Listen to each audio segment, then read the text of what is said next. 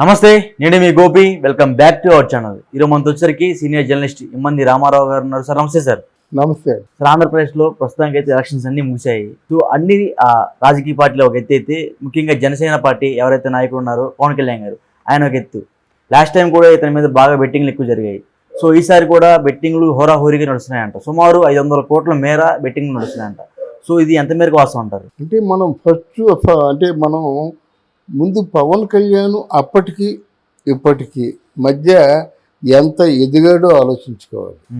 అప్పుడు పవన్ కళ్యాణ్ ఒక్కడే, ఈరోజు భారతదేశంలో పవన్ కళ్యాణ్ అంటే ఏంటి, ప్రధానమంత్రి లాంటి వాడు వచ్చేసి ఆప్కా పహనే పవన్ సాబ్ ఖాయ్ అని చెప్పేసి చెప్పుకునేటువంటి టైం మాట ఇక్కడ.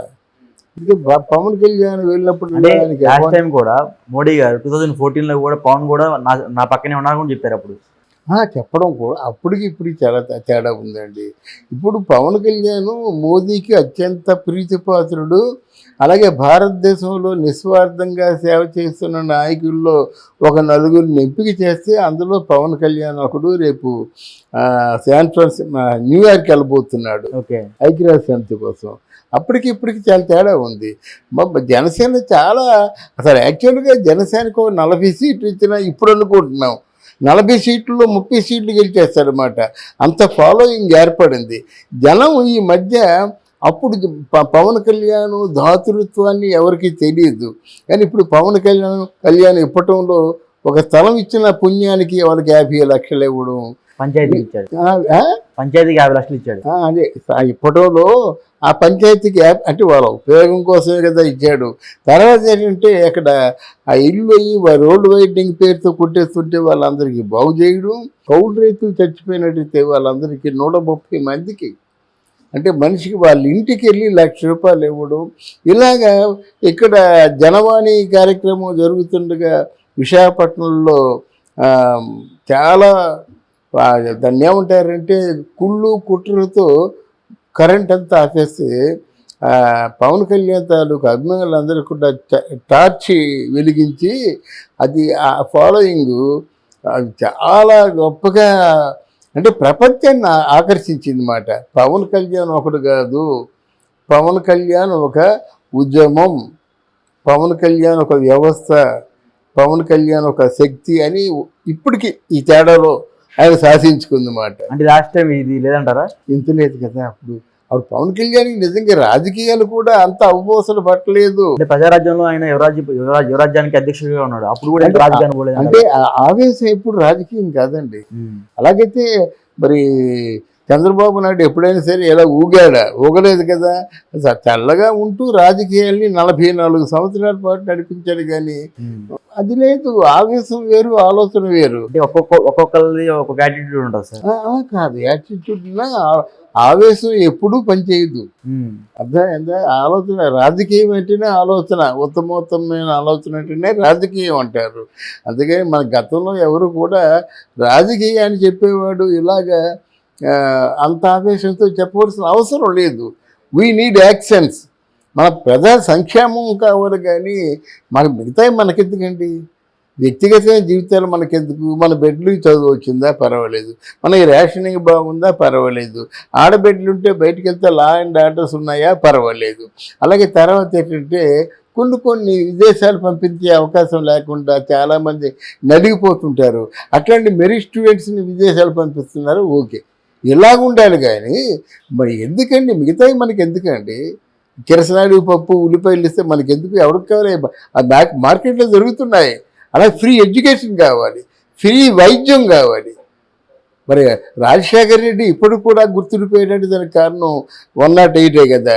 మరి రాజశేఖర రెడ్డి తర్వాత మళ్ళీ అది స్కామ్ అయినప్పటికీ మళ్ళీ అంత అంటే ప్రముఖంగా సేవ అందించేటువంటి వాడు ఇంకెవరు లేరు మాట. ఇప్పటికీ రాజశేఖర రెడ్డి కుయ్యి కుయ్యి కుయ్యి అంటే జనంలో స్పందన, చప్పట్లు. కనుక ఇలాగా పవన్ కళ్యాణ్ ఎదిగాడు. ఇప్పుడు చెప్తున్నాను, పవన్ కళ్యాణ్ రేపటి భారతదేశపు ప్రధానమైన నాయకుడు అవుతాడు అన్నమాట. అందువలన ఇక్కడ ఏం చేశారంటే ఈ బెట్టింగ్లు అన్నవి, నేను పొలాలు ఇచ్చేస్తాను, ఏదో క్యాష్ ఇస్తాను, అదే బెట్టింగ్లు అంటే క్యాష్లో ఉండవు, పొలాలు అంటే స్థిరాస్తుల మీదే ఉంటాయన్నమాట. అది ముమ్మాటికి మంచిది కాదు. అది పవన్ కూడా ఖండించి ఉంటే బాగుండేది. అంటే పవన్ కళ్యాణ్ ఇప్పటికీ ఎంత ఎదిగినా సరే రాజకీయంగా పిఠాపురం వచ్చేసరికి మళ్ళీ వర్మ దగ్గర తలంచుకోవాల్సి వచ్చింది కదా, దాన్ని మీరు ఎలా భావిస్తారు? మళ్ళీ తలంచుకోవాలండి, వంచమని చెప్పి చంద్రబాబు నాయుడు పంపించాడు. అంటే పవన్ కళ్యాణ్ చంద్రబాబు తలంచమని చెప్పాడా? తప్పదు. పవన్ కళ్యాణ్ చేసిన మంచి పని ఏంటంటే, రాజమండ్రి జైల్లో ఉన్నప్పుడు 53 రోజులు ఎవరూ ఖాతరు చేయకుండా ఉంటే, వర్షం పడుతున్నా, దారి పడుగుతా, అడ్డం పడుతున్నా, కింద పడుతూ, మీద పడుతూ పరిగెత్తుకుని వెళ్ళి నీకు నేను ఉన్నాను అని చెప్పాడు చూసారా. అది అప్పటితో పవన్ కళ్యాణ్కి మంచి రోజులు వచ్చేసాయి. అది వెంటనే లోకేష్ ఏమన్నాడు, నేను ఇంతవరకు ఎవరిని కూడా అన్నాని పిలవలేదు, నా పెద్దన్నయ్య పవన్ అని చెప్పాడు.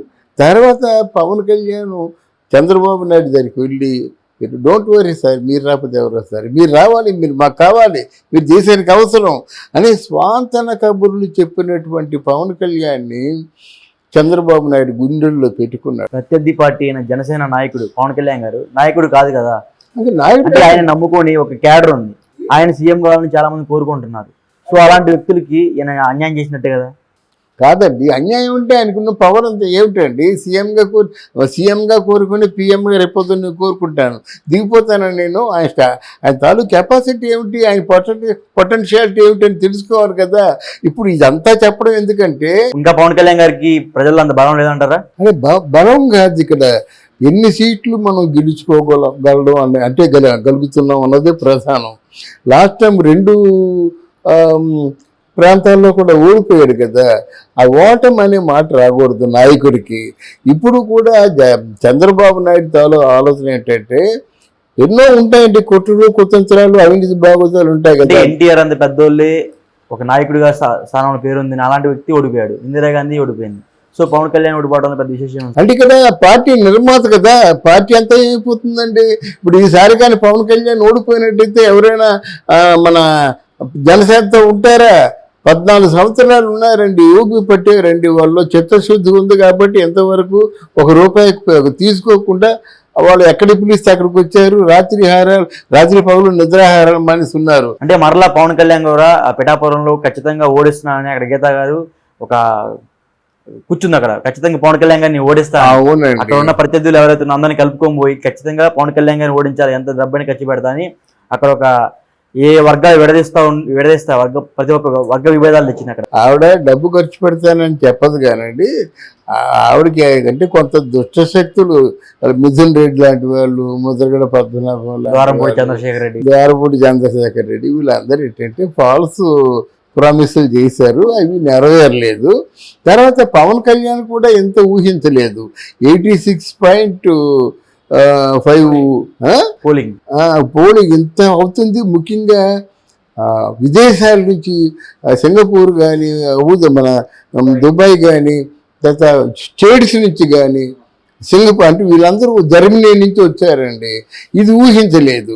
భారతదేశంలో ఎక్కడెక్కడ మన తెలుగు వాళ్ళు ఉన్నారు, వాళ్ళందరూ ఇక్కడ ఓట్లు ఉంటే వాళ్ళు డబ్బులు కట్టుకొని వచ్చి ఇక్కడ ఓట్లు సొంత డబ్బులు వేశారన్నమాట. ఇది పవన్ కళ్యాణ్ కూడా ఊహించలేదు. ఈవెన్ జగన్మోహన్ రెడ్డి కూడా ఊహించి ఎరగడమాట. జగన్మోహన్ రెడ్డి వేసే ప్లాన్స్కి తెగిపోవడమే పేక, అట్లాంటి ప్లాన్స్ వేస్తాడు. కానీ ఇక్కడ ఏమైపోయిందంటే, ఇక్కడ ప్లాన్స్ వేసినా లాభం లేదు, కంటైనర్లతో డబ్బు పంపించినా అక్కడ రోడ్డు బయట ఆగిపోతుంది. మందు అయితే ఎవరు తాగారు, బంగారం మరి ఆ పెట్టులో ఎంత అయ్యో తెలియదు, కానీ మొత్తానికి ఎవరో ఒకరు దోచుకున్నారు. ఇక్కడ ఊహించిన రెస్పాన్స్ వచ్చింది. అయితే ఇప్పుడు కూడా వీళ్ళందరూ అనుకున్నట్టుగా నేనేమో లక్షలు మెజారిటీ వస్తానని చెప్పను, కానీ పవన్ కళ్యాణ్ తప్పకుండా గెలుస్తాడు. అందుకు ప్రధానమైన కారణం వర్మ గారు పవన్ కళ్యాణ్ గారిని బ్యాక్ బిచ్చింగ్ చేశారండి. అంటే డెఫినెట్ గా వర్మ గారు, ఎందుకంటే ఆయన ఇండివిజువల్ గా గీతను ఓడించగలడు, ఇండిపెండెంట్ గా నిలబడిన ఓడించగలమాట. అటువంటి శక్తివంతుడు కాబట్టి చంద్రబాబు నాయుడు ఆయన చేతుల్లో పెట్టాడు. ఆయన చేతుల్లో పెట్టడమే కాకుండా మనం కానీ గెలిచినట్టయితే నీకు ఆయన డైరెక్ట్గా మినిస్టరే. ఓకే, డైరెక్టర్ మినిస్టరే, అది కూడా ప్రధానమైనటువంటి మినిస్టర్గా తీసుకుంటాడు. ఎవరిని? మన వరం గారిని ఓకే, ఎమ్మెల్సీ ఇచ్చి మినిస్టర్ తీసుకుంటారు. అంటే ఏ మినిస్టర్ని కాకుండా ఆయన ఎక్స్పెక్ట్ చేయింది ఏదో ఇస్తాడు. ఇప్పుడుతో వర్మ గారి తాలూకు దశ తిరిగిపోతుంది, నో డౌట్ అట. పవన్ కళ్యాణ్ గారు ఓడిపోతే గెలిస్తేనా? గెలిస్తేనండి పవన్ కళ్యాణ్ ఓడిపోతుంది దండగా. ఇప్పుడు శ్యామలు కూడా పార్టీ తరఫున ప్రచారం చేసిందండి. ఆ శ్యామల్ని ఎప్పుడు తీసుకుంటారు వైసీపీ వాళ్ళు? అక్కడ వంగాగత గెలిస్తే రా అమ్మ ఇప్పుడు ఏంటి నీ తాలూకు ఆర్థిక పరిస్థితులు ఏమిటి, మంచి ఏమిటి చెడ్డ ఏమిటి అని పిలుస్తారు. ఏమైనా ఆవిడ చెప్పిన మాటలు నమ్మసక్యంగా ఉంటే పంపిస్తారు అంటే అయిపోయింది. దేని మ్యాటర్. ఇక్కడ వంగాగత ఓడిపోయినట్టయితే ఏమంటే నేను అక్కడికి వెళ్ళాను మీ జ్ఞాపకం ఉందా అని చెప్పినట్టయితే తల్లి తగిలేస్తారన్నమాట. అది రాజకీయాల్లో ఎంతగా దగ్గర తీసుకుంటారో అంత అనకూడదు, కానీ అసలు దయహీనంగా దయ లేకుండా చంపేస్తారండి వాళ్ళు. అయితే ఇక్కడ పవన్ కళ్యాణ్ మీద ఈ ఏంటంటే బెట్టింగ్లు కాసుకోవడం మాత్రం మనం దాన్ని ఎంకరేజ్ చేయకూడదు. ఆస్తులు పోతాయండి. బెట్టింగ్లు ఏంటి? ఎవరు మంచి రాజకీయ నాయకుడి మీరు తప్పకుండా ఓటేశారు, అది చాలు. మరి ఈ బెట్టింగ్ల బలహీనత ఆ నాయకుల మీద రుద్దడం ఎందుకు? మిమ్మల్ని బెట్టింగ్ వేసుకోమని చెప్పలేదు కదా. అలా బెట్టింగ్ బలహీనత మంచిది కాదు. సో ఫైనల్ గా పిఠాపురంలో పవన్ కళ్యాణ్ గారి గెలుపు మీద మీ అభిప్రాయం ఏంటి? తప్పకుండా గెలుస్తారండి. పవన్ కళ్యాణ్ తప్పకుండా పిఠాపురంలో గెలుస్తాడు. ఒకవేళ గెలిస్తే ఎంత మెజార్టీ రావచ్చు అనుకుంటున్నారు? మెజార్టీ నేను ఎప్పుడు చెప్తానండి, మెజార్టీ చెప్పి అభాస్పాలు అవడం కరెక్ట్ కాదు. ఎందుకని 1,50,000 మనం చూడొచ్చామండి. ఎందుకంటే అలాగా చెప్తున్న వాళ్ళు చూస్తే నాకు నవ్వు వస్తుంది.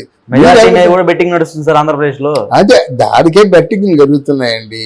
ఏమైనా జరగచ్చండి. విశాఖపట్నంలో స్ట్రాంగ్ రూములు ఓపెన్ చేశారు, మీరేమంటారు? ఓపెన్ చేశారా సార్? ఓపెన్ చేశారు కదా, పట్టుకున్నారు కదా. విశాఖపట్నం తాలూకు ఎమ్మెల్యే తాలూకు బాంబర్తో ఓపెన్ చేశాడు. మళ్ళీ వచ్చాడు, పోలీసులు వచ్చారు. ఏమిటి ఆ పోలీసులు ఢిల్లీ నుంచి వస్తే మాత్రం ఏ లాభం? చేయవలసిన పనులు జరుగుతూ ఉన్నాయి. ఆంధ్రదేశం అంతా రక్తపాతం. అక్కడ ఎవరు భూమా అఖిల ప్రీతారు గన్మెన్ ఏమో డాప్ అని కొట్టారు, మామూలు కొట్టడం కాదు, హత్య ప్రయత్నం జరిగింది. ఒకళ్ళేమో చెవు కోస్తారు. ఇలాగా మొత్తం రక్తపాతం దమనకాండ మనకి వినిపిస్తుంది ఆంధ్రదేశం అంతా.